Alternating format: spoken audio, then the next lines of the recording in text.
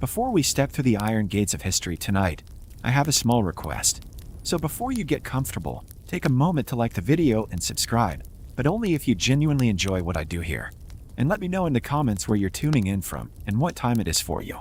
It's always fascinating to see who's joining us from around the world.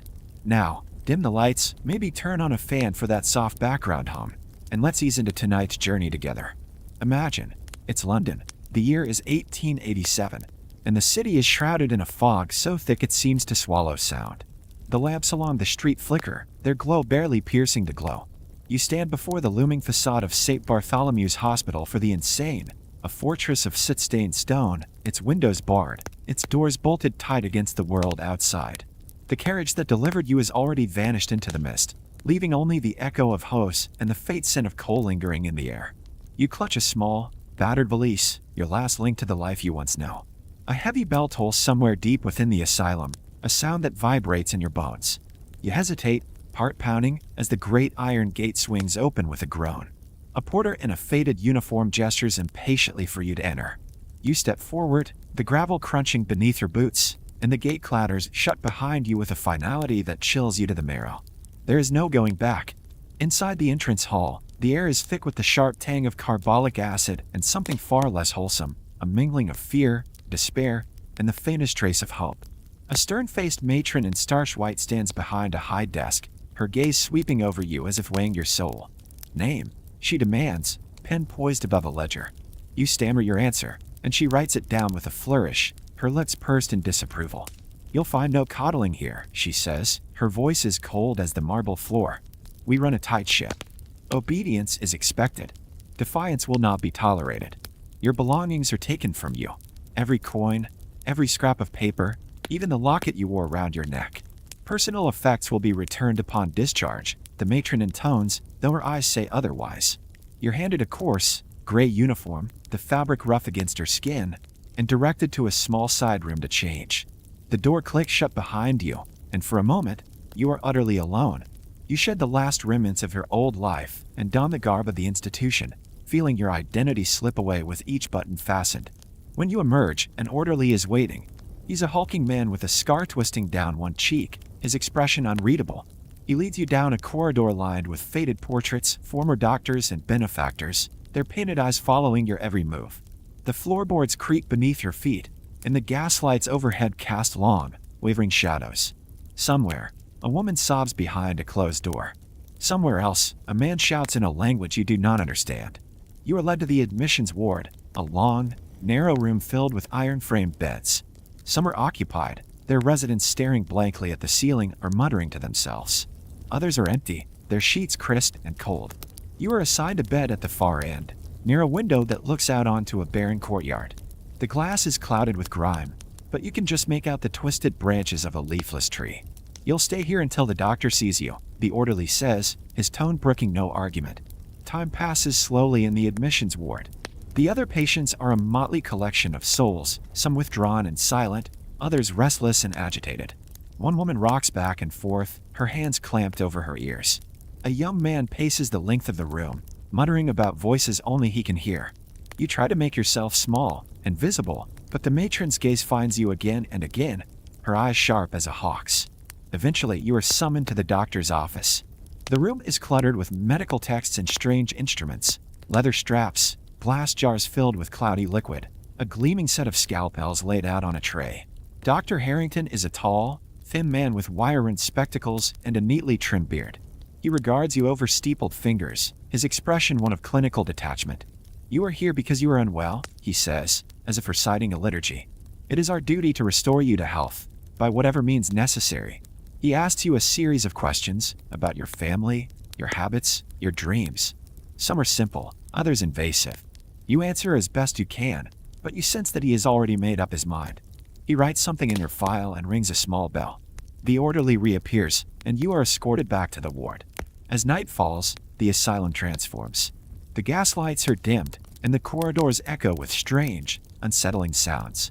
Somewhere, a patient screams. Somewhere else, a lullaby is sung in a voice gone thin with sorrow. You lie in your narrow bed, staring up at the cracked plaster ceiling, and wonder how you came to be here. Sleep is slow to come, And when it does, it is haunted by dreams of locked doors and endless corridors. Morning arrives with a clang of bells. The matron sweeps through the ward, her skirts rustling like dry leaves. Up, up, she commands, and the patients scramble to obey. You are herded into a communal washroom, where icy water gushes from a rusted tap. The soap is harsh, the towels thin and scratchy. Privacy is a luxury you no longer possess. Breakfast is served in the dining hall, a watery porridge ladled into 10 bowls, a crust of stale bread, a mug of wheat tea. Conversation is discouraged. Silence is enforced by the watchful eyes of the attendants.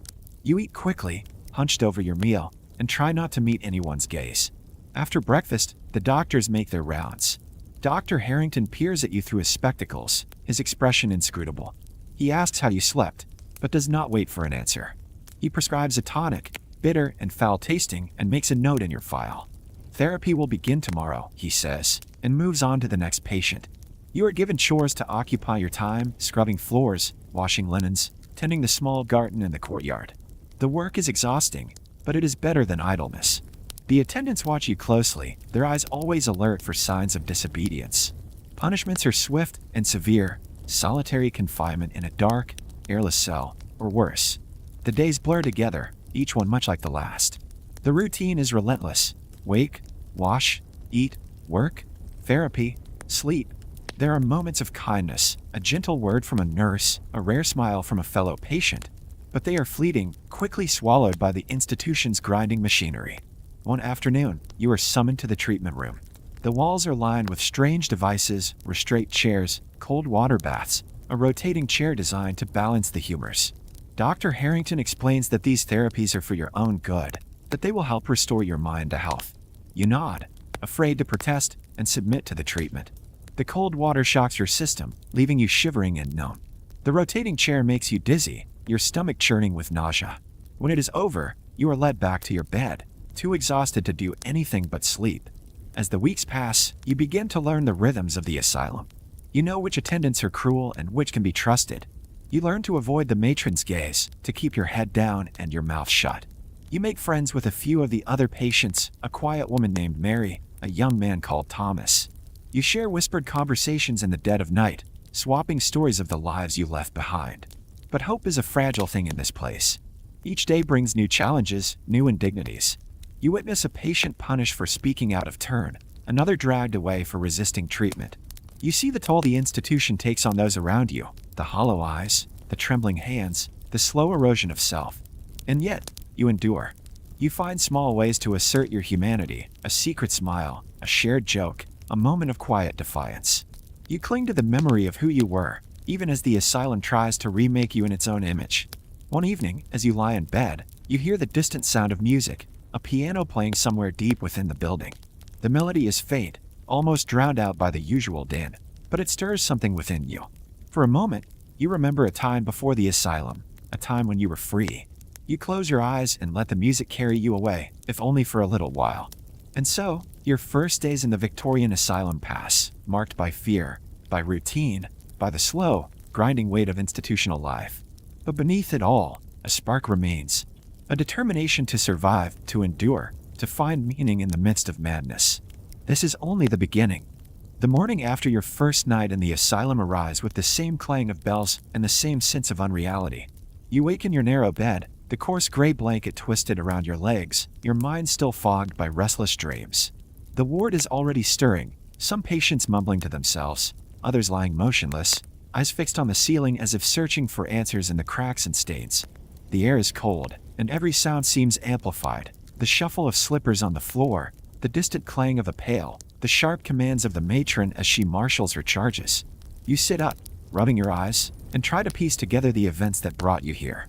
The memories come in fragments, the carriage ride through fog-choked streets, the iron gate slamming shut, the matron's icy stare, the orderly's rough hands.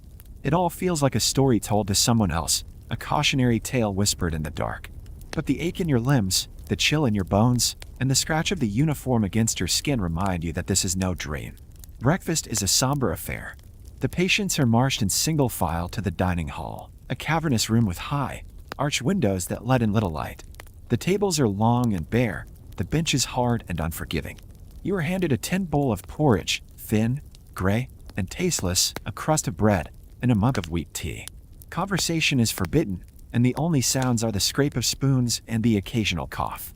The attendants patrol the aisles, their eyes sharp for any sign of disobedience. After breakfast, you are summoned to the admissions office. The matron appears at your elbow. Her presence is commanding as ever. "Follow me," she says, and you obey without a word.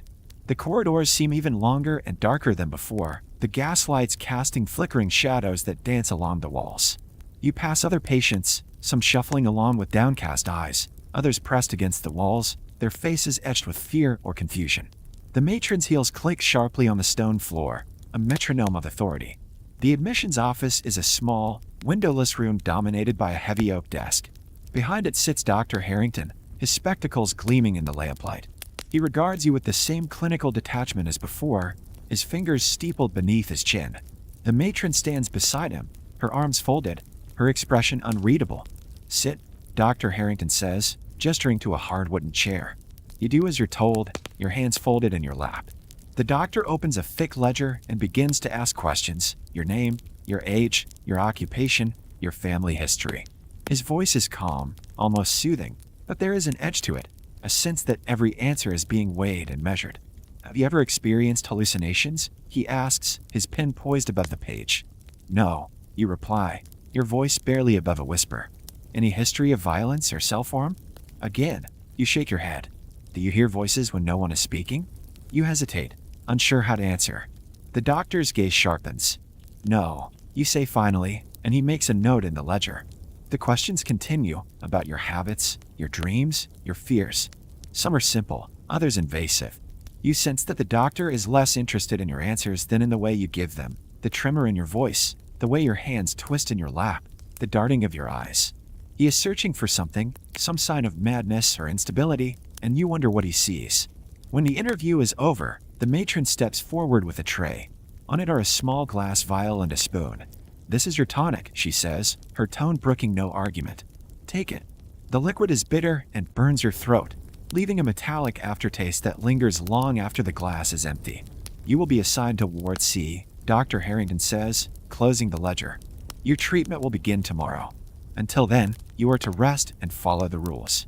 Any deviation will be dealt with accordingly." The matron leads you from the office, her grip firm on your arm. You are taken to Ward C, a long, narrow room lined with iron-framed beds. The walls are painted a sickly yellow, the windows barred and clouded with grime. The air is heavy with the scent of disinfectant and something less pleasant, despair, perhaps, or resignation. You are shown to your bed, a narrow cot with a thin mattress and a single pillow.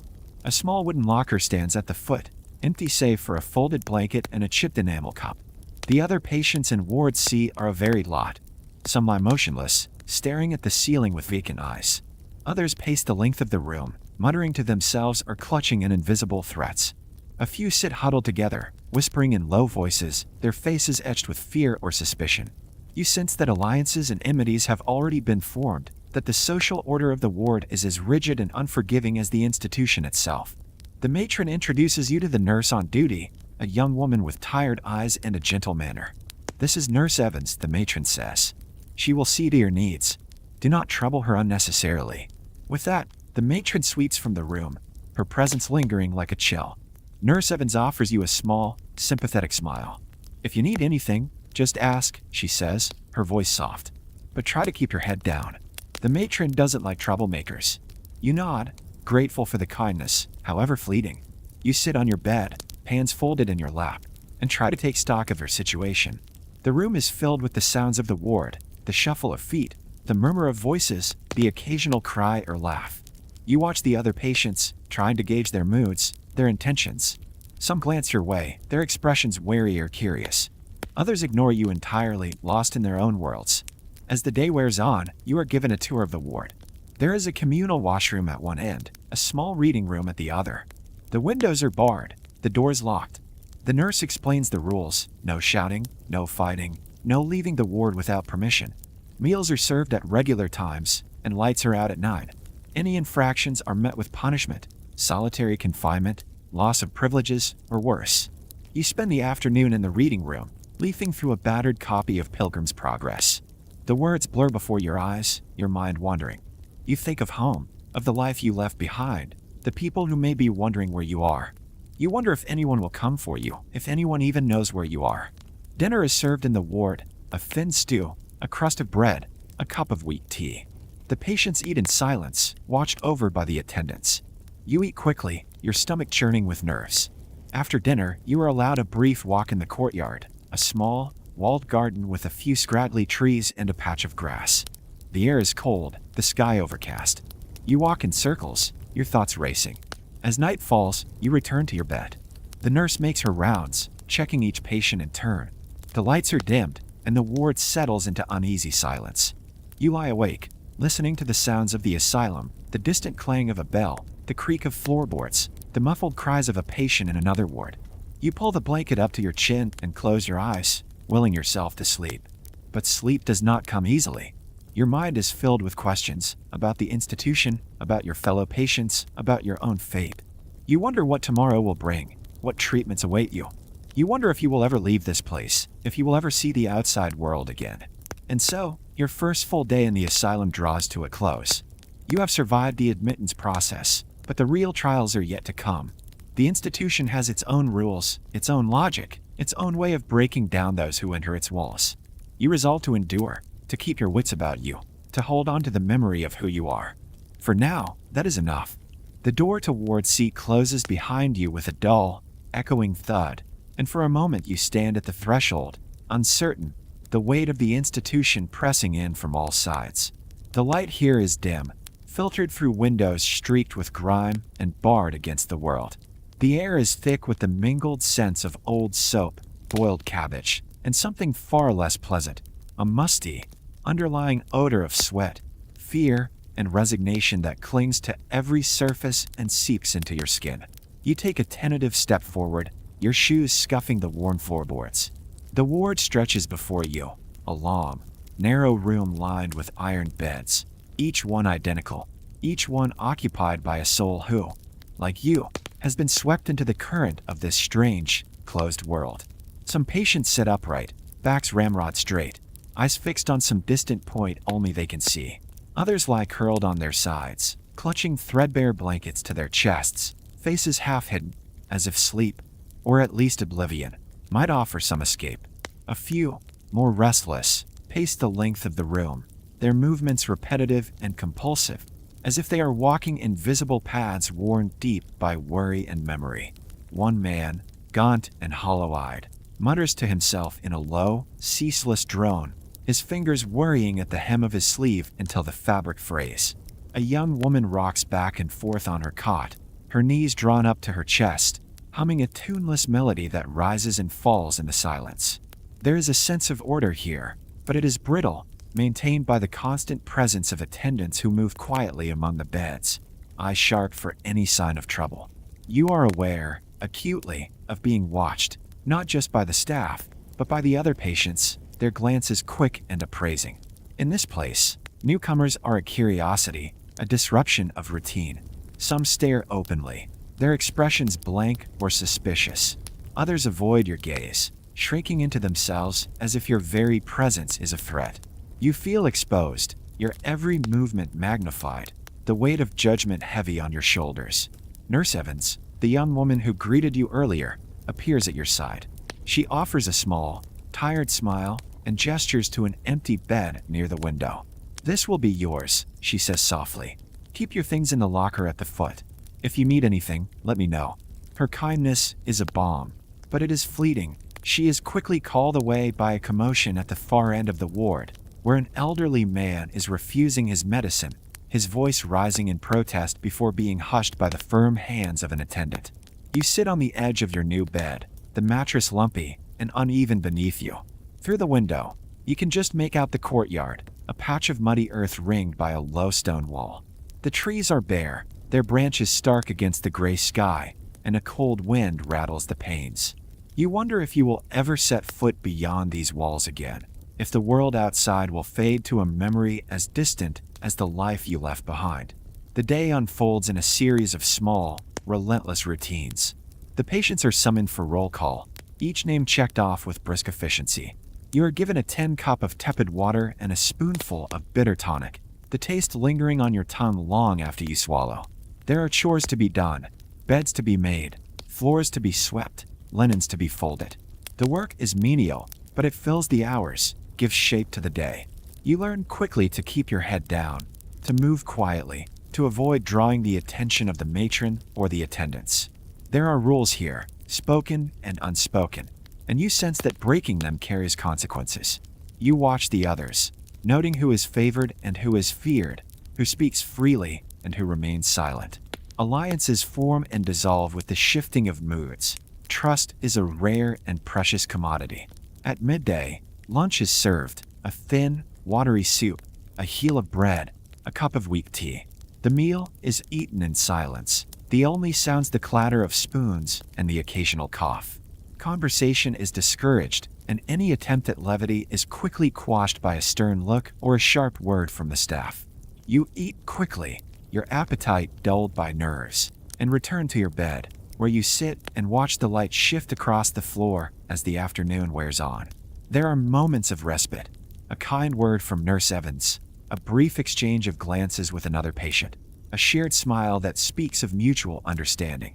But these are rare, quickly overshadowed by the ever-present tension that hums beneath the surface of the ward. You sense that everyone here is waiting for something to happen, for the next crisis, the next punishment, the next small mercy. As evening falls, the ward is filled with a restless energy. Some patients grow agitated, their movements sharp and erratic. Others withdraw, retreating into themselves as the shadows lengthen. The attendants move among the beds, dispensing medicine, smoothing blankets, murmuring words of comfort or command. The matron makes her rounds, her presence a cold wind that stirs unease wherever she goes. Lights out comes early. The gas lamps are extinguished, plunging the ward into darkness broken only by the faint glow of the moon through the window. You lie in your bed, listening to the sounds of the night, the soft breathing of your neighbors, the distant clang of a bell, the muffled sobs of someone crying into their pillow. Sleep is slow to come, and when it does, it is fitful, haunted by dreams of locked doors and endless corridors.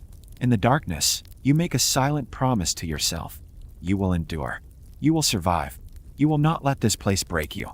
And so, your first impressions of the asylum settle into your bones, a mixture of fear and determination, of resignation and hope. The institution is a world unto itself, governed by its own rules, its own logic, its own relentless rhythm.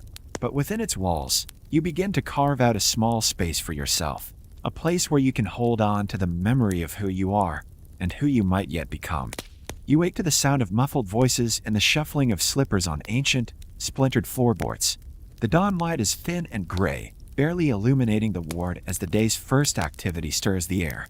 For a moment, you lie still, listening. There is a rhythm to the place, a pulse that is both comforting and unnerving. You realize, with a dull ache, that this is now your world. The beds around you are occupied by a cast of characters, each one marked by the institution in their own way. Some are already awake, sitting upright and staring into the middle distance as if waiting for something only they can see. Others remain curled beneath their blankets, faces hidden, clinging to the last moments of sleep before the day's routine begins. There are a dozen of you in this ward, and as you rise and make your bed, you sense their eyes on you, some curious, some wary, a few openly hostile. You decide to introduce yourself, if only to break the silence that presses in from all sides. The first to respond is Mary, the quiet woman whose bed is nearest the window. She is small and bird-like, her hair pulled back in a tight knot, her eyes sharp and intelligent despite the exhaustion written across her features. "You're new," she says softly, her voice barely above a whisper. "Don't worry, it gets easier. Or maybe you just get used to it." Next is Thomas, a young man with restless hands and a nervous energy that seems to vibrate in the air around him. He paces the length of the ward, stopping occasionally to glance out the window or mutter to himself. When you greet him, he startles, then offers a crooked smile. "Don't let the matron catch you talking," he warns. She's always listening. There is also Mr. Baines, an older gentleman whose once fine clothes are now threadbare and patched. He sits in his bed, back straight, hands folded neatly in his lap. He nods politely when you introduce yourself, but his eyes are distant, as if he is seeing a world far removed from the one you now inhabit. Not all are welcoming. At the far end of the ward is a man known only as the Colonel. He is large and imposing, his face marked by old scars and a perpetual scowl. He watches you with open suspicion, his gaze never wavering. You sense that he is the unofficial leader here, the one the others defer to in matters both large and small. There are others, too, each with their own story, their own scars, their own way of surviving the daily grind of asylum life. Some are friendly, eager for conversation and companionship. Others are withdrawn, lost in their own thoughts or haunted by memories that cannot escape. You quickly learn that alliances are everything in this place. Friendships are forged in whispers and glances, and shared chores and stolen moments of laughter. Trust is rare, but it is the only currency that matters. You watch as Mary and Thomas exchange a secret smile, as Mr. Baines offers a comforting word to a weeping patient, as the Colonel settles a dispute with a single, authoritative glare. The staff, for their part, move among you with practiced indifference. Nurse Evans is the exception, her kindness a small light in the gloom, but even she is careful not to show favoritism. The attendants are brisk and efficient, their patience worn thin by years of dealing with the institution's endless demands. As the day wears on, you begin to understand the unspoken rules that govern life in the ward. Never draw attention to yourself. Never question the staff. Never betray a fellow patient, no matter the cost. Above all, never show weakness. The asylum is a place that feeds on vulnerability, and those who cannot protect themselves are quickly singled out. There are moments of levity, brief and precious. A joke whispered during chores, a game of cards played with smuggled scraps of paper, a song hummed softly in the darkness. These are the things that keep you going, that remind you of the world beyond these walls. But there is also danger. Fights break out over the smallest slights, a stolen blanket, a harsh word, a look held too long. The staff responds swiftly, dragging offenders away to solitary confinement or worse. You learn to keep your head down, to move quietly, to watch and listen and wait. At night, as you lie in your narrow bed, you think of the people you have met, their faces, their voices, their stories. You wonder what brought them here, what keeps them going, what dreams they still hold on to. You wonder, too, what your own place will be in this strange, closed world. You close your eyes and listen to the sounds of the ward, the soft breathing of your cellmates, the distant clang of a bell, the faint hum of hope that refuses to die. You are not alone, you remind yourself. Whatever comes, you will face it together. And so, your first true day among your cellmates draws to a close. The bonds you forge now will shape your life in the asylum, for better or worse. You resolve to be strong, to be careful, to survive. Tomorrow, the real challenges begin. The first hint of morning in the asylum is not the gentle glow of sunlight or the chirping of birds, but the shrill clang of a bell, sharp, insistent, and utterly inescapable. It echoes down the stone corridors, bouncing off the high ceilings and rattling the iron bed frames. You wake with a start, heart pounding, the remnants of uneasy dreams still clinging to your mind. For a moment, you forget where you are. Then the cold, the smell, and the sounds of shuffling bodies bring it all rushing back. The ward stirs to life in a flurry of movement. Blankets are thrown back, slippers are shoved onto feet, and the low murmur of voices rises as the other patients rouse themselves from sleep. There is no time for lingering. The attendants move swiftly between the beds, their faces set in lines of practiced indifference. Up, up, one barks, rapping a stick against the iron bedpost. No dawdling. You know the rules. You sit up, rubbing the sleep from your eyes. The mattress beneath you is thin and lumpy, the blanket scratchy and never quite warm enough. You swing your legs over the side and stand, stretching stiff muscles. The air in the ward is cold and damp, carrying the scent of disinfectant, stale sweat, and something sour that never quite dissipates. Mary, your quiet companion by the window, is already up, smoothing the sheets of her bed with careful hands. Thomas paces nervously at the foot of his cot, muttering under his breath. The Colonel, ever vigilant, sits upright, glaring at the attendants as if daring them to challenge him. The others move with varying degrees of speed and resignation, each one caught in the machinery of the morning routine. You shuffle into line with the others, waiting your turn for the communal washroom. The corridor outside the ward is crowded, filled with the sound of dozens of feet shuffling on stone, the occasional cough, and the low, steady hum of voices. The washroom itself is a study in institutional efficiency. A row of chipped porcelain basins, a single long trough for washing, and a stack of threadbare towels that never seem quite clean. The water is icy, drawn from a pump in the courtyard and left to chill overnight. You steel yourself and plunge your hands into the basin, gasping at the shock. There is no privacy here. Every movement is observed, every sound magnified by the echoing tiles. You scrub your face and neck, trying to ignore the chill that seeps into your bones.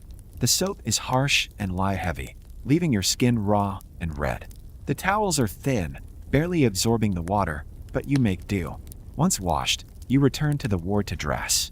The uniforms are all the same: coarse gray wool, shapeless and unflattering, designed to strip away any sense of individuality. You pull yours on, buttoning it up with numb fingers. The fabric itches against your skin, a constant reminder of where you are and who you have become. Breakfast follows, served in the dining hall.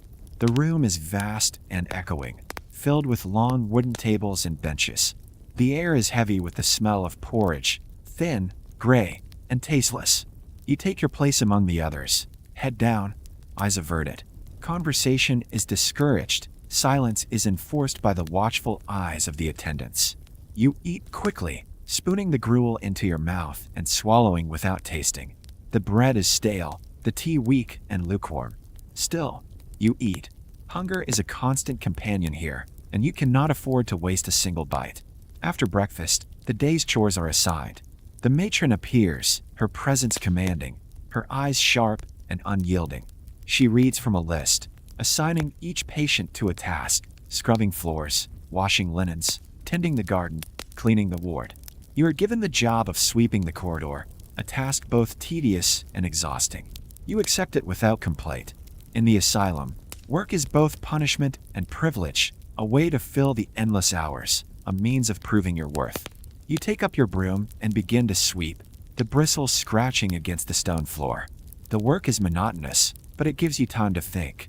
You watch the other patients as they move through their own routines, each one caught in the same relentless cycle.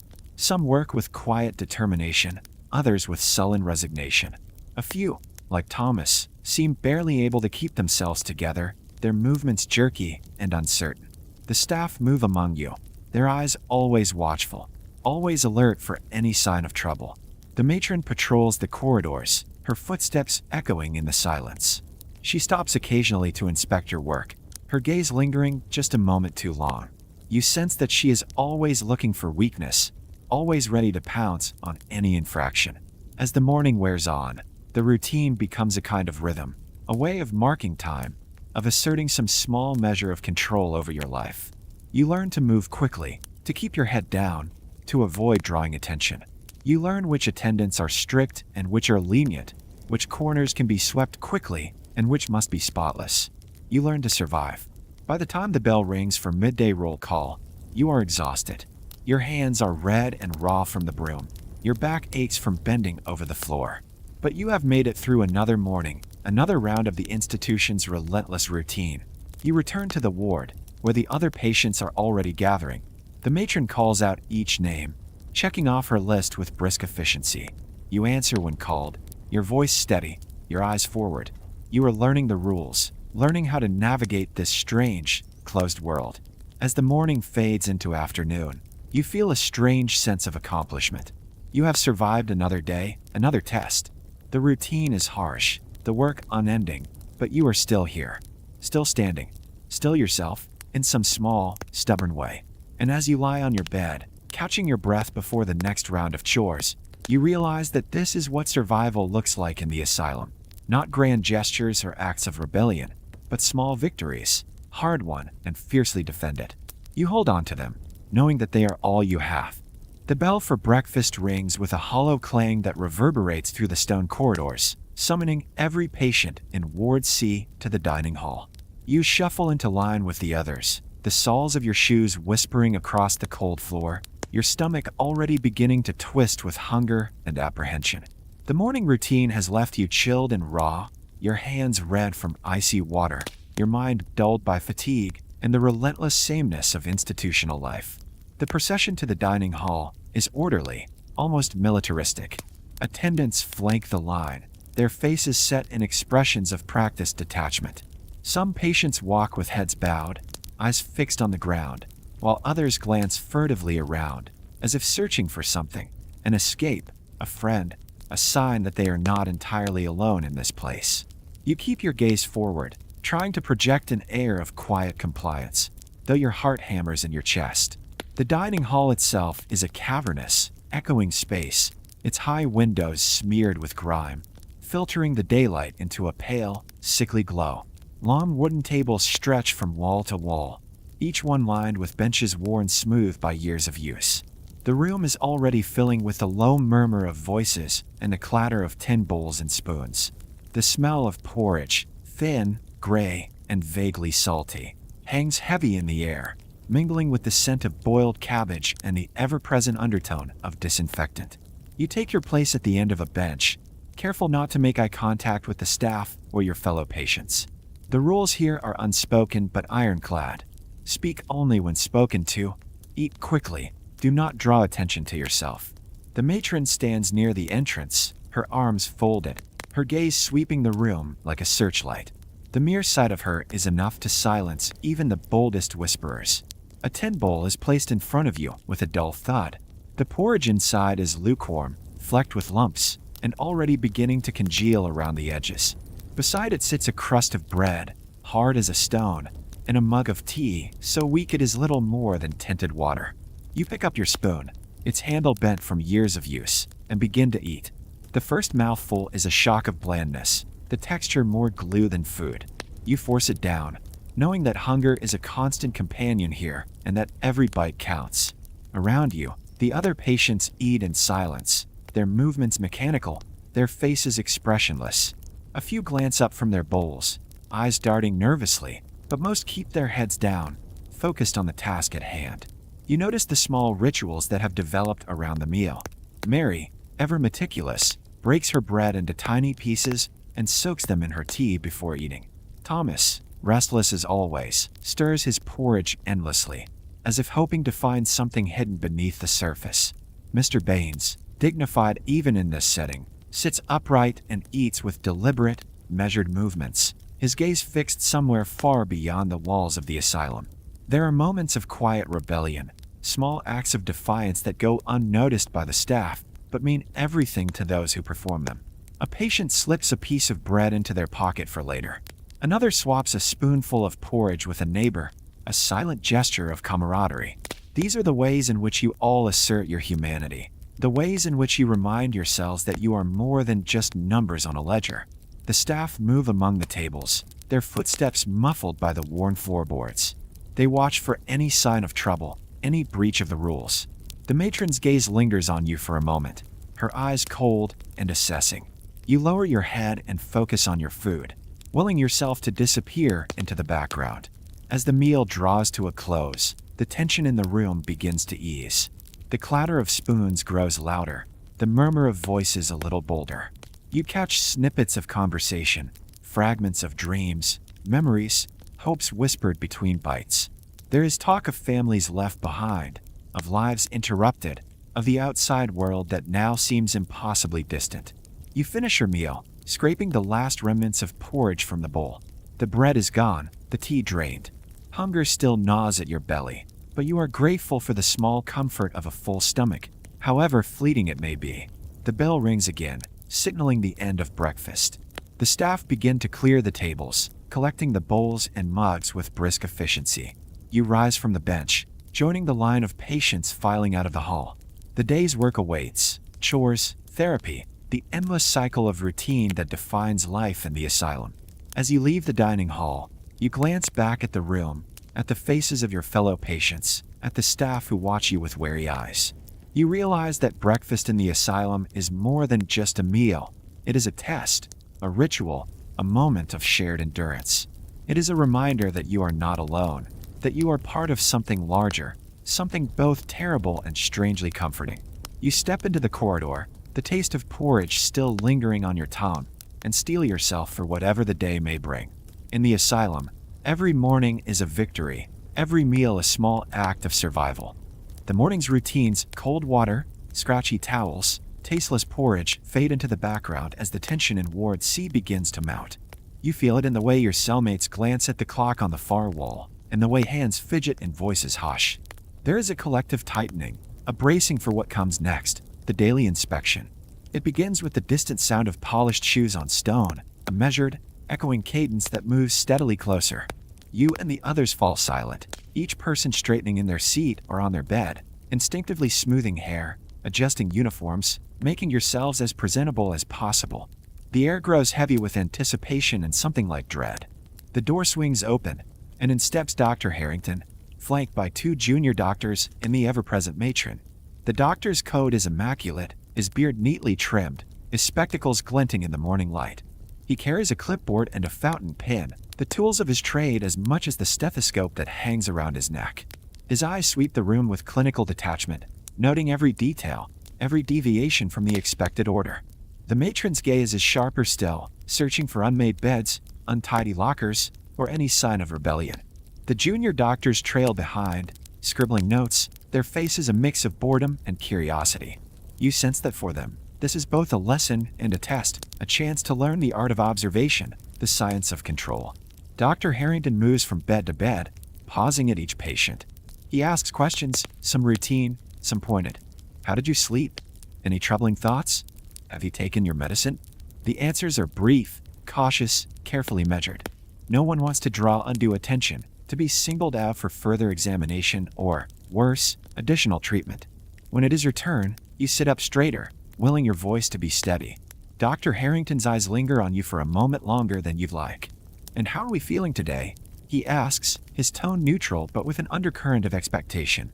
Better, thank you, doctor, you reply, keeping your gaze fixed just above his shoulder.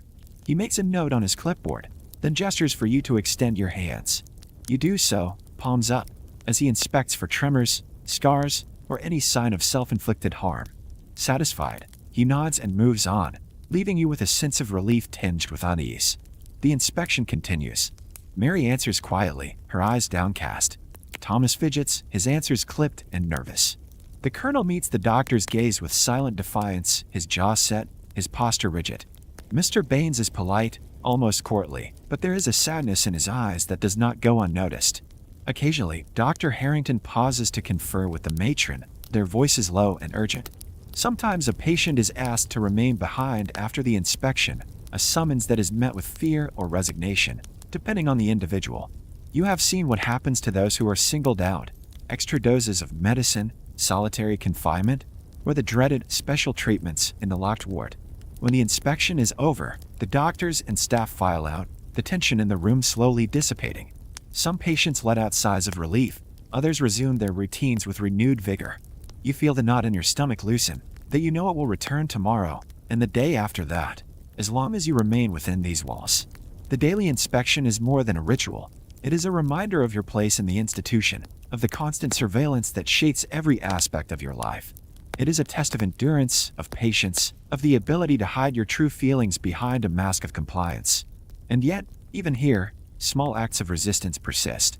A patient who answers a question with a joke, a bet made with a hidden flourish, a glance exchanged between friends. These are the ways you assert your humanity, the ways you remind yourself, and each other, that you are more than just subjects to be studied, more than just names on a list. As the day moves on, you carry the memory of the inspection with you, a weight that is both burden and armor. You have survived another round of scrutiny, another test of will. In the asylum, that is victory enough.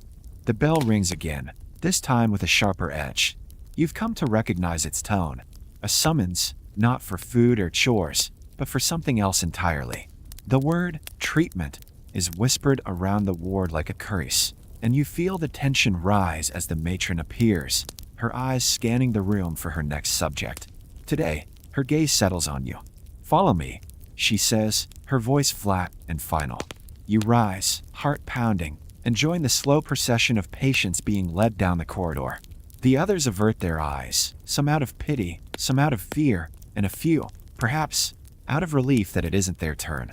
The treatment wing is colder than the rest of the asylum, the walls lined with white tiles that gleam dully in the gaslight. The air smells of carbolic acid and something metallic. As you walk, you pass rooms with heavy wooden doors, each one marked with a brass plate: hydrotherapy, electrotherapy, rest cure. Behind some, you hear muffled cries. Behind others, only silence. You are led into a room dominated by a large, claw-footed bathtub. Steam rises from the water, but you know better than to expect warmth. The nurse, one you haven't seen before, her face expressionless, gestures for you to undress. You comply, shivering not just from the cold, but from the anticipation of what's to come. The water is icy. You lower yourself in, gasping as the chill bites into your skin. The nurse begins to pour more cold water over your shoulders, murmuring about calming the nerves. You try to focus on your breathing, to retreat into yourself, but the shock of the cold is relentless. Your teeth chatter, your fingers go numb. You are told to remain still, to let the water do its work. Minutes stretch into eternity.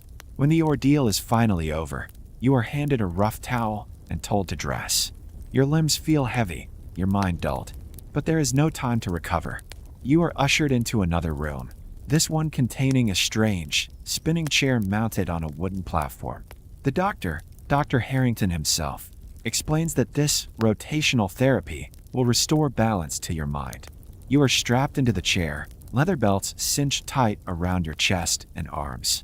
The doctor gives the signal, and the chair begins to spin. Slowly at first, then faster and faster still. The world blurs, your stomach lurches. You close your eyes, but the sensation is overwhelming. When the chair finally stops, you are dizzy, nauseated, unable to stand without help.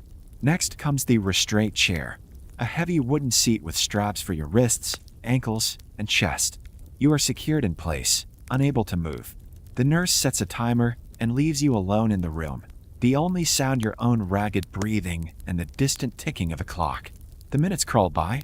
You try to stay calm, to focus on anything but the crushing sense of helplessness, but it is a losing battle. When the nurse finally returns and frees you, your muscles ache, your spirit battered. You are not alone in your suffering. Back in the ward, you see the after effects of these treatments on your fellow patients. Mary returns from hydrotherapy with blue lips and haunted eyes. Thomas is silent for hours after a session in the restraint chair, his hands trembling uncontrollably. Even the colonel, so stoic and defiant, is subdued after a round of electrotherapy, his face pale, his eyes unfocused. The staff insists that these treatments are for your own good, that they are the latest advances in medical science. But you and the others know the truth. They are tests of endurance, trials by ordeal. Some patients break under the strain, their spirits crushed. Others find ways to resist, to retreat into their minds, to find meaning in small acts of rebellion, to support one another through whispered words and secret gestures. You learn to dread the sound of the bell, to flinch at the sight of the matron's keys. But you also learn that you are stronger than you realized. Each time you survive a treatment, you reclaim a small piece of yourself, a stubborn core that refuses to be extinguished. At night, as you lie in your narrow bed, you replay the day's events in your mind. You remember the cold, the spinning, the restraints. But you also remember the moments of kindness, a gentle touch from Nurse Evans, a reassuring glance from Mary, a shared smile with Thomas. These are the things that keep you going, that remind you that you are more than just a patient, more than just a subject for experimentation. In the darkness, you vow to endure whatever comes next. The treatments may be cruel, the days long and difficult, but you will not let them break you. You will survive, one day at a time. After the morning's ordeal, breakfast, inspection, and the ever-looming threat of treatment, comes the next phase of your day, labor. In the Victorian Asylum, work is not just a means to keep the institution running. It is considered a vital part of your cure. The doctors call it occupational therapy, but you and your fellow patients know it by another name, survival. The staff gather the patients in the ward, reading out assignments for the day. The matron's voice is crisp and businesslike as she lists off chores: scrubbing floors, laundering sheets, peeling vegetables, tending the gardens, mending uniforms. You are handed a battered wooden bucket and a stiff bristled brush. Laundry duty, the attendant tells you, and you nod, accepting your fate. The laundry room is a world unto itself, tucked away in the bowels of the asylum. The air is thick and steamy, the windows perpetually fogged. Rows of copper tubs line the walls, each one filled with soapy water that quickly turns gray with grime. The work is physical, repetitive, and exhausting. You plunge your hands into the hot water, scrubbing sheets and undergarments until your knuckles ache and your skin prints. Around you, other patients labor in silence or in low murmurs, their faces set in masks of concentration or resignation. Mary is beside you, her hands red and raw, her eyes fixed on the task. Thomas is at the mangle, feeding wet linens through the rollers, his brow furrowed in effort. Even the colonel, so proud and fierce, is not exempt. He hauls baskets of laundry to and from the drying yard, his movement slow but steady. The attendants watch over you, arms folded, eyes sharp for any sign of slacking or rebellion. There is little room for error. If you work too slowly, you're scolded. If you work too quickly, you are accused of carelessness.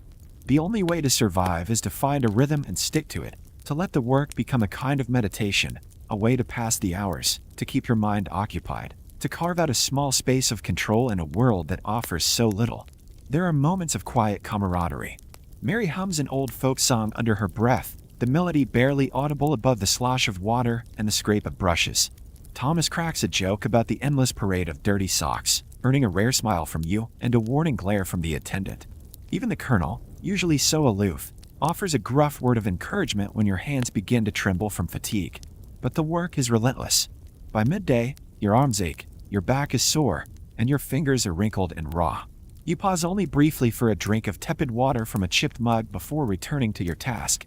The hours blur together, marked only by the changing quality of light through the grimy windows and the distant tolling of the asylum's bell. Sometimes, the staff rotate your duties. On those days, you might find yourself in the gardens, turning the soil and pulling weeds beneath the watchful eyes of the attendants. The earth is cold and unyielding, but there is a strange comfort in the rhythm of planting and tending, in the feel of dirt beneath your fingernails. You catch glimpses of the outside world, a bird flitting from branch to branch, a cloud drifting across the sky, and for a moment, you remember what freedom felt like. Other times, you are assigned to the kitchens, peeling potatoes and chopping onions until your eyes sting and your shoulders burn. The cuts are brusque but fair, and you learn quickly to keep your head down and your hands moving. The smell of boiling cabbage and stale bread fills the air, mingling with the ever-present scent of disinfectant. No matter the task, the message is clear. Work is your duty, your therapy, your penance. The doctors insist that it will restore your sense of purpose, that it will teach you discipline and self-control. But you know better. The work is a means of control, a way to keep you occupied and obedient, to sap your strength and your will. And yet, within the confines of this daily grind, you find small ways to assert your humanity. You share a joke with a fellow patient, sneak a sliver of bread from the kitchen, plant a flower in a hidden corner of the garden. These tiny acts of rebellion are your lifeline, your reminder that you are more than just a cog in the asylum's machine. As the day draws to a close, you return to the ward, your body aching and your spirit weary. The staff check your hands for blisters, your clothes for stains, your demeanor for any sign of defiance. You pass their inspection, just barely, and collapse onto your bed, grateful for a moment's respite. You know that tomorrow will bring more of the same, more work, more exhaustion, more test of your endurance. But for now, you allow yourself a small measure of pride. You have survived another day. You have endured. And in the world of the asylum, that is victory enough. The day's labor and the matron's harsh scrutiny leave you bone-tired, your hands aching and your mind heavy with the weight of routine. But just as the ward begins to settle into its afternoon lull, a bell rings, this time softer, almost hopeful. The matron appears, her keys jangling at her side, and announces in her clipped, no-nonsense voice, "Recreation hour. Line up." You and your cellmates rise from your beds and benches, moving into formation like soldiers preparing for drill. There is a flicker of anticipation in the air, a subtle quickening of pace. Recreation hour is not a time for games or laughter, but it is the only sanctioned opportunity to step outside the stifling walls of Ward C. For many, it is the closest thing to freedom you will know. The attendants herd you down the corridor, past locked doors and shuttered windows, to a small side entrance. The door swings open, and for a moment you are blinded by daylight. The air outside is sharp and cold, tinged with the scent of damp earth and distant smoke. You blink, adjusting to the brightness, and step into the asylum's exercise yard.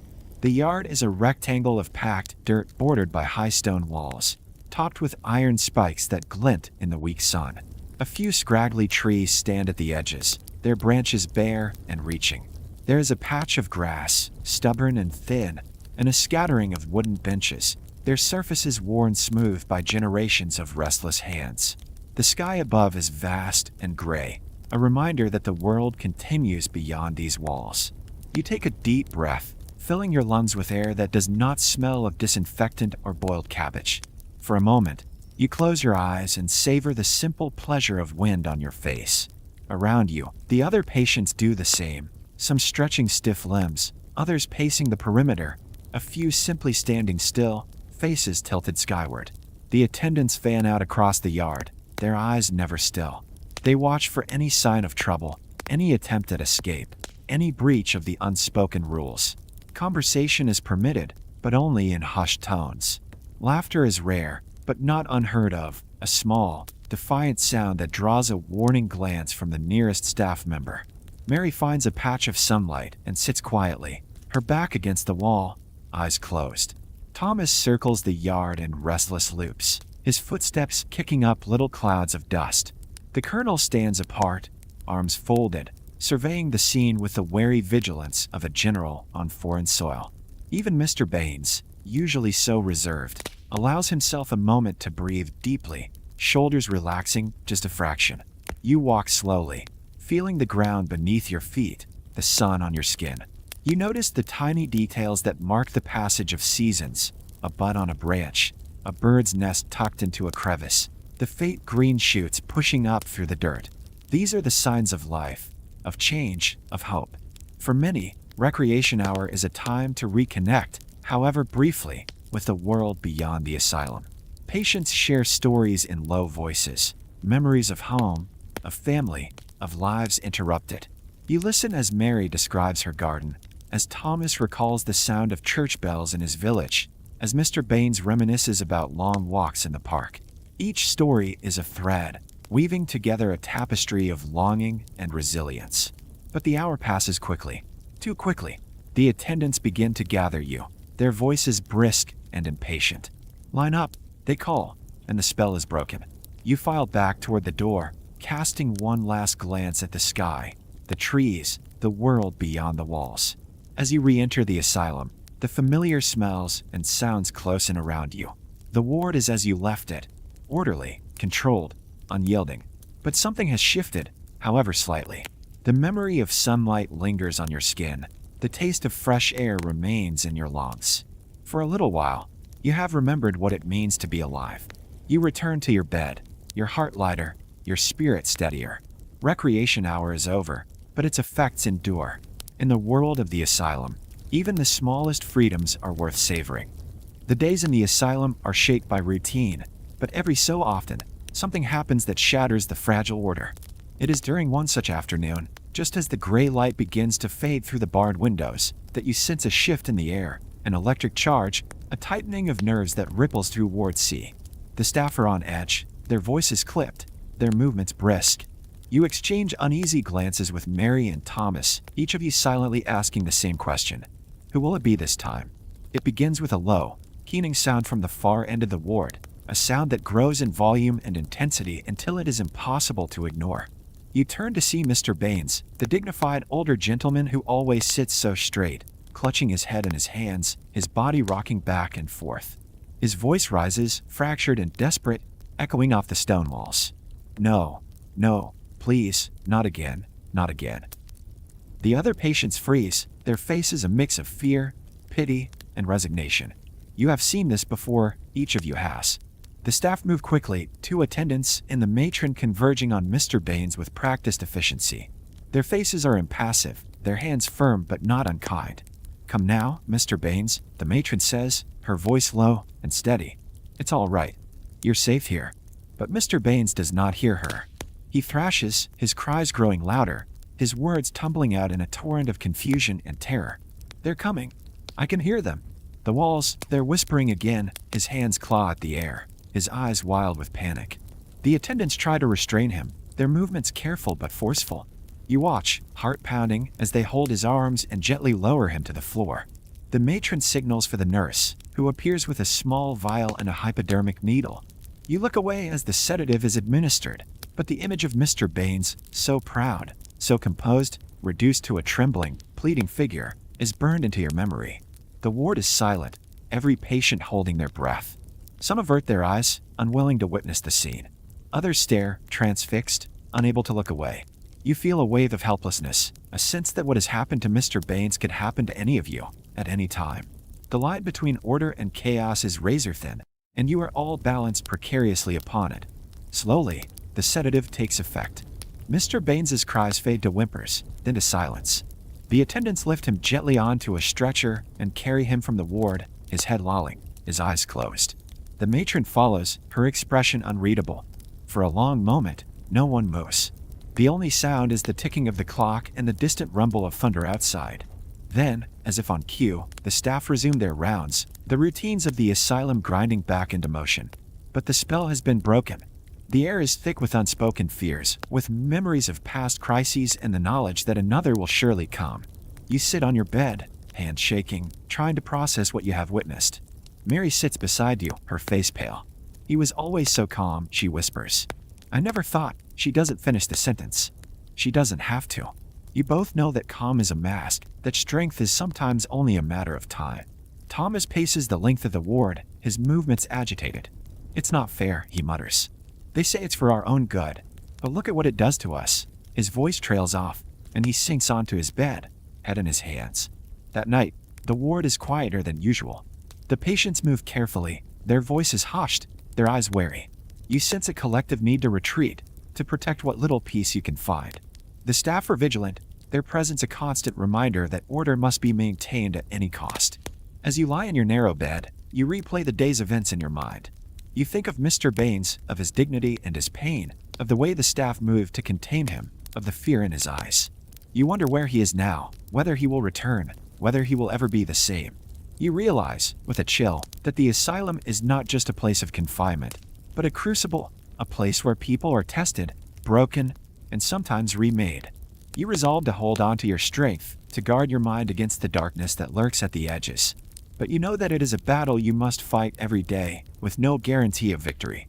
And so, another day in the asylum ends, not with peace, but with a reminder of how fragile peace truly is. Night in the asylum is a world apart from the day.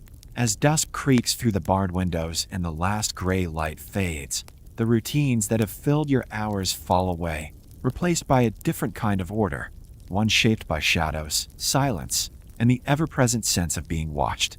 The evening bell tolls, low and mournful, signaling the end of chores and the beginning of the nighttime ritual. The staff move through the ward with quiet efficiency, checking locks, counting heads, distributing the final doses of medicine. The matron's voice is softer now, but no less commanding as she instructs each patient to prepare for bed. "No talking after lights out," she warns, her gaze sweeping the room. "Any disturbances will be dealt with." You change into your night clothes, the fabric rough and thin, and slip beneath the coarse blanket of your narrow bed. Around you, the other patients do the same, some with practiced resignation, others with restless energy. Mary sits cross-legged, humming softly to herself as she braids her hair. Thomas paces the length of the ward, his footsteps growing slower with each circuit until, at last, he crawls into bed, eyes wide and unblinking. The gaslights are dimmed, plunging the room into a half-darkness broken only by the faint glow of moonlight through the grimy windows. The staff make one final round, checking that every patient is accounted for, every bed occupied. The door at the end of the ward closes with a heavy click, and you are left alone with your thoughts. It is in these hours that the true nature of the asylum reveals itself. The silence is never complete. There is always some sound to remind you of where you are. The distant clang of a bell, the soft shuffle of slippers on stone, the low murmur of voices from the next ward. Sometimes, a scream pierces the quiet, a raw, desperate sound that echoes down the corridors and lingers long after it has faded. You lie awake, staring at the cracked plaster ceiling, your mind racing with memories and fears. Sleep does not come easily here. For some, it never comes at all. You hear the soft sobs of a patient 2 beds down, the rhythmic creak of a bed frame as someone tosses and turns. The darkness amplifies every sound, every movement, until it feels as though the walls themselves are closing in. The staff patrol the corridors throughout the night, their footsteps heavy and deliberate. Occasionally, The door opens and a beam of lamplight sweeps the room, illuminating faces caught between sleep and waking. The matron's silhouette appears in the doorway, her presence a silent warning. You close your eyes, feigning sleep, and wait for her to pass. There are rumors among the patients, stories whispered in the dark about what happens to those who cannot sleep, who cry out, who break the rules. Some say they are taken to the isolation cells, left alone in the darkness until morning. Others speak of night visits from the doctors, experiments conducted when the rest of the asylum is still. You do not know what is true, only that fear is a constant companion. Sometimes, you dream of the world outside, the sound of rain on a rooftop, the warmth of a familiar voice, the taste of fresh bread. But more often, your dreams are filled with endless corridors, locked doors, and the sense of being pursued by something you cannot see. You wake with a start, heart pounding, the taste of fear sharp on your tongue. Yet even in the darkness, there are moments of connection. A hand reaches out from the next bed, fingers brushing yours in silent solidarity. A whispered word of comfort, a shared memory, a promise to endure. These small acts of kindness are lifelines, reminders that you are not alone in your suffering. As the hours drag on, exhaustion finally overtakes you. You drift into a fitful sleep, your mind hovering at the edge of waking, always alert for the next sound, the next disturbance. Morning will come soon enough, bringing with it the familiar routines and the relentless demands of the day. But for now, you exist in the twilight world of the night wards, a place of shadows and silence, of fear and hope, of endurance and survival. And as you close your eyes, you hold tight to the knowledge that you have made it through another day. The days in the asylum begin to blur together, each one marked by the same routines, the same faces, the same relentless grind. But then, without warning, the pattern shifts. One morning, as you line up for roll call, the matron's voice cuts through the air, sharper than usual. You step forward. Her finger points directly at you. A chill runs through your body, colder than the stone floor beneath your feet. The other patients avert their eyes, and you sense a ripple of sympathy, or perhaps relief, that they have been spared, at least for today. You step out of line, heart pounding, and follow the matron down a corridor you have never walked before. The walls here are freshly whitewashed, the air tinged with the acrid scent of chemicals and something metallic. You are led into a room brighter and more sterile than any you've seen in the asylum. Sunlight streams through a high window, glinting off glass jars filled with clear liquids and strange, floating objects. Metal instruments are laid out on a tray, syringes, scalpels, wires, and clamps. Dr. Harrington is waiting, his face unreadable, his spectacles catching the light as he looks up from a thick notebook. Sit, he instructs, gesturing to a wooden chair with leather straps. You hesitate, but the matron's hand on your shoulder is firm. You sit, and the restraints are fastened, first your wrists, then your ankles, and finally a broad strap across your chest. The leather is cold and unyielding. You feel exposed, vulnerable, and very much alone. Dr. Harrington explains, in a tone that is almost gentle, that you have been selected for a new and promising course of treatment. He speaks of progress, of science, of the duty to advance the field of mental health. But his words are distant, abstract, as if he is lecturing a classroom rather than speaking to a living, breathing person. The first experiment is simple, at least in theory. The nurse brings over a glass of thick, milky liquid, which you are instructed to drink. It tastes bitter, chalky, leaving a film on your tongue. Dr. Harrington watches closely, making notes as you swallow. You feel lightheaded almost immediately, your thoughts slowing, your limbs growing heavy. The doctor asks you questions, your name, the date, the color of the sky outside. Your answers come slowly, each word an effort. Next comes the electrical apparatus. Wires are attached to your temples, cold and sticky with paste. Dr. Harrington turns a dial, and a low hum fills the room. A jolt of electricity pulses through your head, not enough to cause pain, but enough to make your muscles twitch and your vision blur. The nurse holds your hand, her grip steady but impersonal.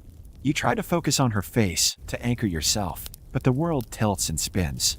The experiments continue, a series of injections, each one burning as it enters your vein, a mask placed over your mouth, filling your lungs with a sweet, glowing gas, a series of flashing lights that leave you disoriented and nauseous. Each procedure is followed by questions, by measurements, by endless notes in Dr. Harrington's ledger. You lose track of time. Minutes stretch into hours, punctuated only by the ticking of the clock on the wall. The nurse wipes her brow with a damp cloth, murmuring words of encouragement that sound hollow in the sterile room. Dr. Harrington's face remains impassive, his pen scratching across the page. Finally, the straps are loosened, and you are helped to your feet. Your legs are weak, your head swimming. The matron escorts you back to the ward, her grip gentle but unyielding. The other patients watch as you return, their eyes wide with fear and curiosity. You collapse onto your bed, exhausted, your body aching in ways you cannot explain. In the days that follow, you struggle to recover. Your thoughts are muddled, your dreams filled with flashes of light and the taste of chemicals. Mary sits beside you, offering what comfort she can. Thomas brings you a cup of water, his hands shaking. Even the colonel nods in silent acknowledgement of what you have endured. You learn that you are not the only one. Others are called, one by one, to the experimental ward. Some return pale and silent, others do not return at all. The staff speak in hushed tones of progress and advancement, but you and your fellow patients know the truth. You are subjects, not patients, data points, not people. And yet, you survive. Each day, you grow a little stronger. Each night, you hold onto the memory of who you are, refusing to let the experiments define you. You share your story with the others, warning them of what to expect, helping them to endure. In the world of the asylum, survival is an act of resistance. You resolve to endure, to remember, to bear witness to the truth of what is done in the name of science. And as the days pass, you find a strange kind of strength not in the treatments, but in the bonds you forge with those who share your fate. It happens rarely, so rarely, in fact, that when the matron enters the ward with a small bundle of envelopes clutched in her hand, the entire room seems to hold its breath. Letters are a lifeline, a fragile thread connecting you to the world beyond the asylum's walls. Most days, there is nothing. But today, the matron's sharp eyes scan the room, and she calls her name. You rise, heart pounding, and walk to the front of the ward. The matron watches you with a mixture of suspicion and something almost like pity as she hands you the envelope. It is thin, the paper worn soft at the edges, your name written in a familiar hand. Before you can open it, the matron clears her throat. All correspondence is subject to inspection. She reminds you, her voice flat. You may read it here, under my supervision. You nod, fingers trembling as you break the seal. The letter inside is short, half the page blacked out by thick, censor's ink. Still, you recognize the careful script, the loops and flourishes that speak of home. It is from your sister, or perhaps your mother. The signature is missing, erased by the matron's careful hand. The words that remain are precious, each one a spark of memory. We are thinking of you every day. The garden is in bloom, and the cat still waits by the door. Father's well. We hope you are being treated kindly. Your absence is felt at every meal. Please remember you are loved. You read the letter twice, then a third time, committing every word to memory. The matron stands nearby, arms folded, her gaze unreadable. When you are finished, she takes the letter back, tucks it into a folder marked with your name, and locks it in her desk. For safekeeping, she says, though you know you may never see it again. The rest of the day passes in a haze. The words of the letter echo in your mind, mingling with memories of sunlight on the kitchen floor, the smell of bread baking, the sound of laughter at the dinner table. You think of the garden, the cat, your family's voices. You wonder if they truly think of you, if they imagine you as you are now, changed, battered, but still holding on. Mary sits beside you, her eyes gentle. Was it good news? She asks, and you nod, unable to speak. She squeezes your hand, understanding more than words could say. Thomas listens quietly, then offers you a scrap of paper and a stub of pencil. Right back, he whispers. Even if they never let it through, it helps. That night, you sit on your bed and compose a letter in your mind. You tell your family about the garden in the courtyard, about Mary and Thomas, about the way the light falls through the window at dusk. You do not mention the treatments, the punishments, the fear that gnaws at your heart. Instead, you fill the page with hope, with longing, with the promise that you will come home. You know the letter may never leave the asylum. You know the staff will read every word, black out anything they deem unfit. But still you write. It is an act of defiance, a way to keep your spirit alive. You tuck the letter beneath your pillow, a secret comfort in the darkness. The next morning, you hand it to the matron, who takes it without comment. You watch as she slips it into her folder alongside the others, letters written and never sent, words trapped within these walls. But for a little while, you are buoyed by the memory of the letter you received, by the knowledge that someone, somewhere, remembers you. The world outside may be distant, but it is not lost. You carry its memory with you, a small flame against the darkness. In the asylum, hope is a rare and precious thing. You hold on to it with all your strength, knowing that it is the only thing that truly belongs to you. In the world of the asylum, hope is a dangerous thing.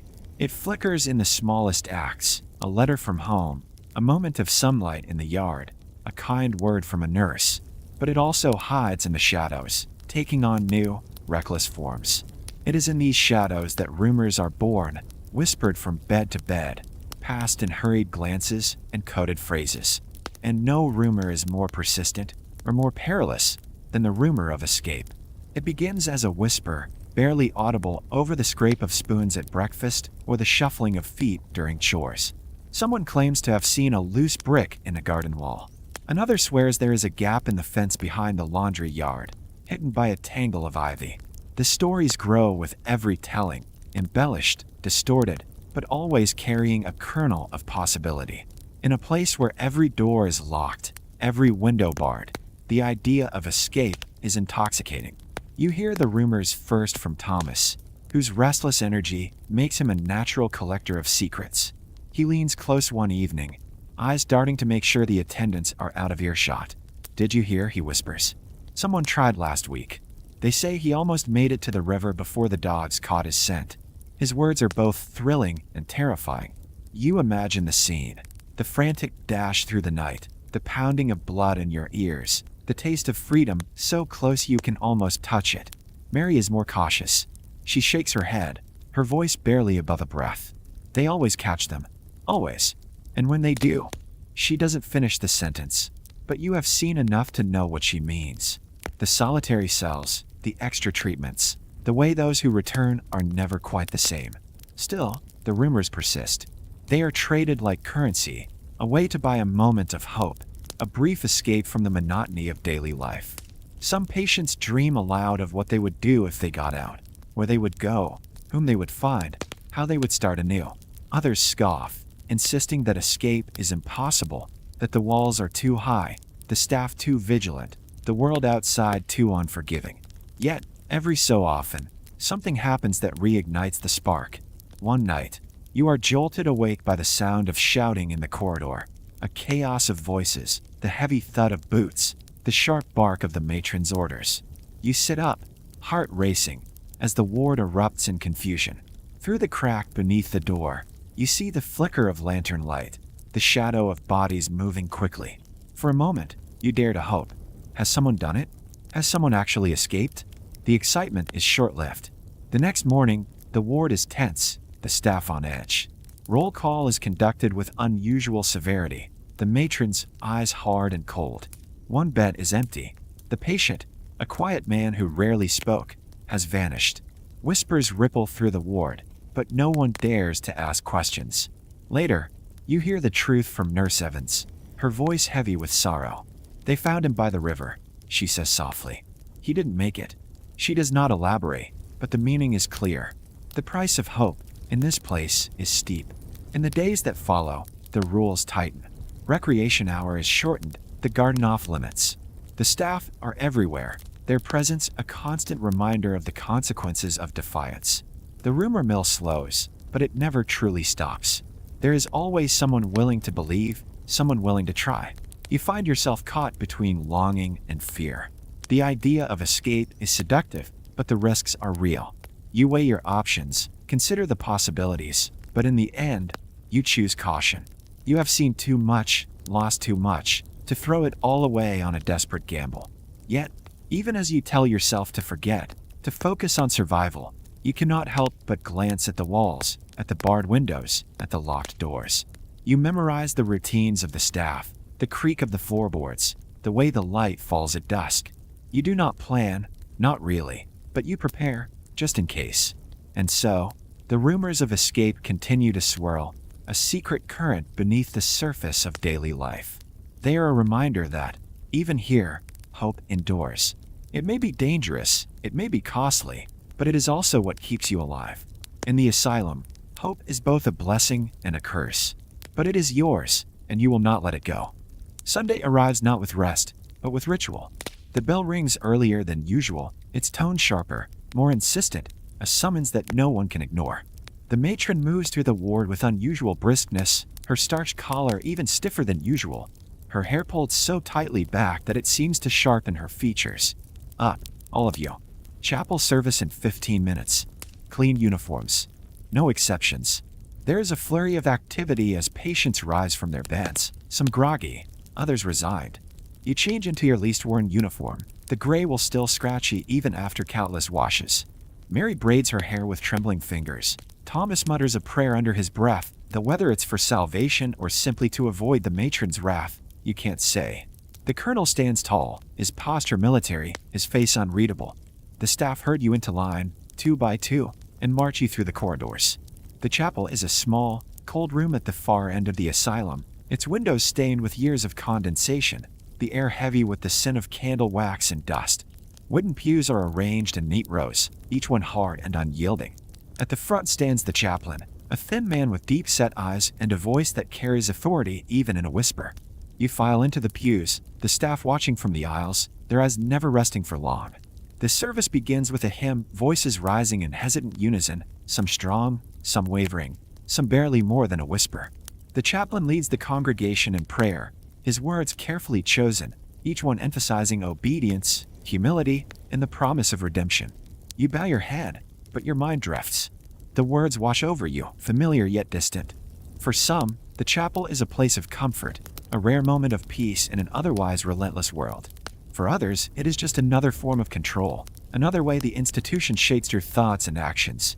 You glance around at your fellow patients, some with eyes closed in genuine devotion, others staring blankly at the floor, their lips moving silently. The chaplain's sermon is about salvation through suffering, about the virtues of patience and acceptance.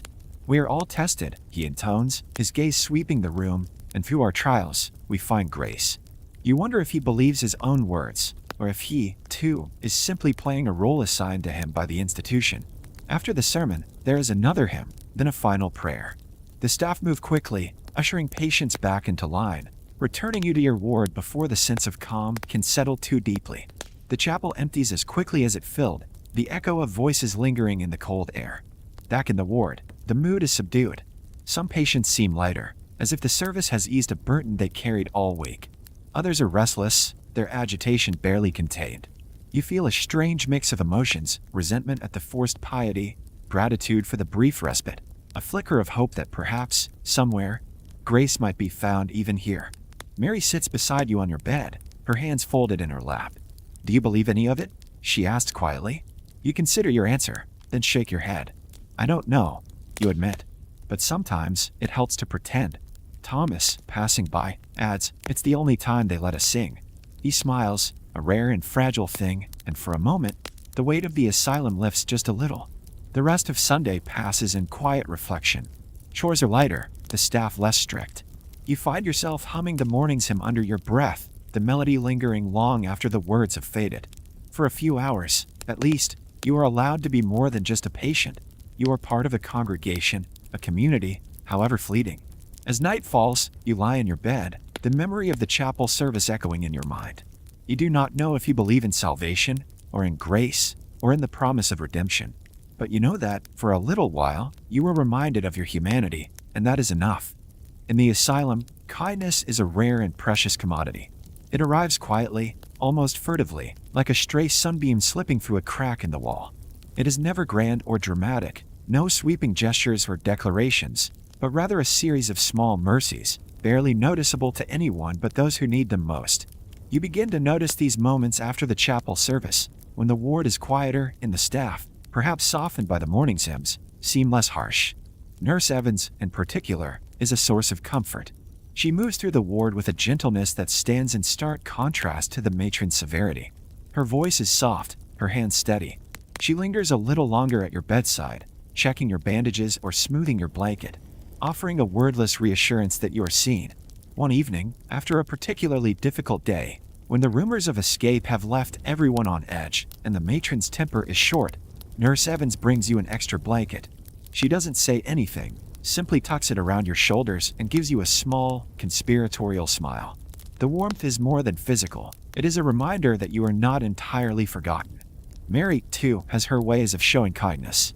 She shares her stories with you, weaving memories of her childhood into the fabric of your days.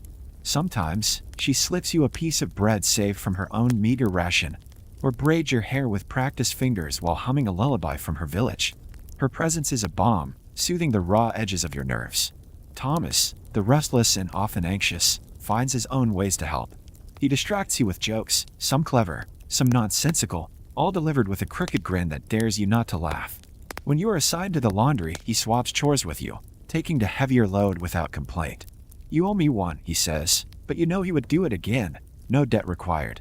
Even the colonel, whose gruff exterior rarely cracks, surprises you one afternoon. You are struggling with a stubborn knot in your uniform, your fingers clumsy from cold and fatigue. Without a word, he steps over, deftly untangles the fabric, and hands it back to you. His only acknowledgement is a curt nod, but it is enough. There are other moments, two small acts that go unnoticed by the staff but mean everything to those who receive them. A patient shares a scrap of pencil so you can write a letter home. Another offers a seat by the window, knowing how much you long for a glimpse of the outside world. Someone leaves a wildflower on your pillow, its petals bruised but beautiful, a silent message of hope. These kindnesses are never spoken of openly. To do so would be to invite suspicion, perhaps even punishment. But they are remembered, cherished, passed on in turn. They form a secret network of solidarity, a web of compassion that binds you and your fellow patients together in defiance of the institution's cold indifference. You learn to look for these moments, to hold on to them when the days are long and the nights are darker still. They remind you that, despite everything, you are still human. You can still feel, still care, still hope. One night, as you lie in bed, the extra blanket pulled tight around your shoulders, you find yourself smiling. It is a small, private smile, invisible in the darkness, but it is real. For a moment, you allow yourself to believe that kindness, however fleeting, can survive even here. In the world of the asylum, that is enough. Night falls heavy over the asylum, pressing in through the barred windows and settling like a shroud over Ward C. The gas lights have been dimmed, the matron's footsteps have faded down the corridor, and the only sounds are the soft breaths of your fellow patients and the distant, mournful cry of a night bird. In these hours, when sleep is elusive and fear prowls the edges of your mind, there is one thing that keeps despair at bay: stories. It begins with a whisper, a cautious voice in the dark. Tonight, it is Thomas who speaks first. "Did I ever tell you about the time I saw the king's carriage in the city?" His words are barely audible, but they ripple through the ward, drawing the attention of those still awake. Mary shifts in her bed, her eyes bright in the glow. Even the colonel, who rarely engages in such things, turns his head to listen. You close your eyes and let Thomas's words wash over you. He describes the gilded wheels, the plumed horses, the way the crowd pressed close for a glimpse of royalty. His voice is animated, his hands sketching shapes in the air, and for a moment, you are there with him, free, anonymous in the throng, the world wide and full of possibility. When he finishes, there is a pause, then a soft murmur of appreciation. Someone else picks up the thread, a woman from the far end of the ward, her voice trembling but determined. She tells of a garden she once tended, where roses bloomed in wild profusion and the air was sweet with the scent of earth and rain. Her story is simple, but it is enough to conjure color and warmth in the cold, gray world of the asylum. You find yourself sharing too. You speak of your childhood, of the laughter that filled your home, of the way your mother would sing as she worked. You describe the taste of fresh bread, the feel of sunlight on your face, the comfort of a soft bed. The memories are bittersweet, but as you speak, you feel them come alive again, if only for a little while. The stories flow, one after another, tales of love and loss, of journeys taken and dreams deferred, of small victories and stubborn hope. Some are true, others embellished, a few invented out of whole cloth. It does not matter. What matters is the act of telling, the weaving of words into a tapestry that binds you all together. In these moments, the walls of the asylum recede. You are no longer just patients, defined by your illnesses and your failures. You are storytellers, keepers of memory and imagination, survivors in a world that seeks to erase you. The staff may control your bodies, but your minds are your own, and through stories, you reclaim a measure of freedom. Mary tells a fairy tale her grandmother once shared, A story of a girl who outwitted a cruel king with nothing but her wits and a handful of wildflowers. The colonel, surprisingly, recounts a legend from his army days, his voice gruff but tinged with pride. Even Nurse Evans, passing quietly through the ward, pauses to listen, a faint smile on her lips. The stories linger long after the telling. They echo in your dreams, coloring the darkness with hope and possibility. They remind you that you are more than your suffering, more than your confinement. You are part of a community, a fellowship forged in adversity, sustained by the simple, stubborn act of sharing your lives. As dawn creeps through the windows, you realize that you have survived another night, not just through endurance, but through the power of stories. In the asylum, where so much is taken from you, this is something that cannot be stolen. You promise yourself to remember, to keep telling, to keep listening. For as long as you have stories, you have hope. Some nights, sleep comes as a mercy. On others, it is a battleground, a place where the mind, freed from the rules and routines of the asylum, wanders through memory and longing.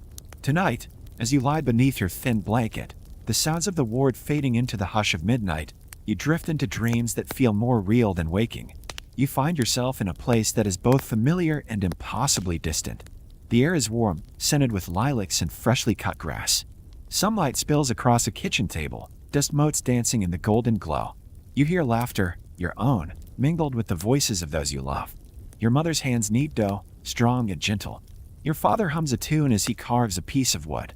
There is bread baking, a cat winding between your ankles, the world outside the window green and endless. You are not a patient here. You are not watched, not measured, not judged. You are simply yourself, whole, unbroken, free. You run through fields, your hair streaming behind you, the wind filling your lungs with the promise of tomorrow. You climb trees, scrape your knees, fall and rise again. The sky is wide, the world open. There are no locked doors, no bells, no keys. In your dream, you return to the garden of your childhood. The roses are in bloom, wild and unruly. You kneel in the dirt, hands deep in the earth, feeling the pulse of life beneath your fingers. Mary is there, humming the lullaby she sings in the ward. Thomas laughs as he chases a butterfly, his anxiety forgotten. Even the colonel sits beneath a tree, his face softened by sunlight, his eyes closed in peace. You speak with those you have lost, Mr. Baines, his dignity restored, his voice calm and sure. He tells you not to be afraid, that the darkness cannot last forever. You believe him, if only for the span of the dream. But dreams are fragile things. The sunlight dims, the edges of the world begin to blur. You feel the pull of the asylum, the weight of the walls pressing in. The laughter fades, replaced by the distant clang of a bell, the shuffle of slippers on stone. You reach out, trying to hold on to the dream, but it slips through your fingers like water. You wake with a start, heart pounding, the taste of hope bittersweet on your tongue. The ward is quiet, the other patients lost in their own dreams or nightmares. For a moment, you lie still, eyes fixed on the ceiling, letting the memory of another life linger. You know that the day ahead will be difficult, that the routines, the treatments, the endless scrutiny will try to grind you down. But you also know that you carry something inside you that cannot be touched by the asylum's rules. Your dreams are your own, your memories a shield against despair. As dawn creeps through the barred windows, you rise from your bed, shoulders squared. You remember the garden, the sunlight, the laughter. You remember who you were, and who you might be again. In the world of the asylum, dreams are more than escape, they are resistance. They are the promise that, one day, you will walk in the sunlight once more.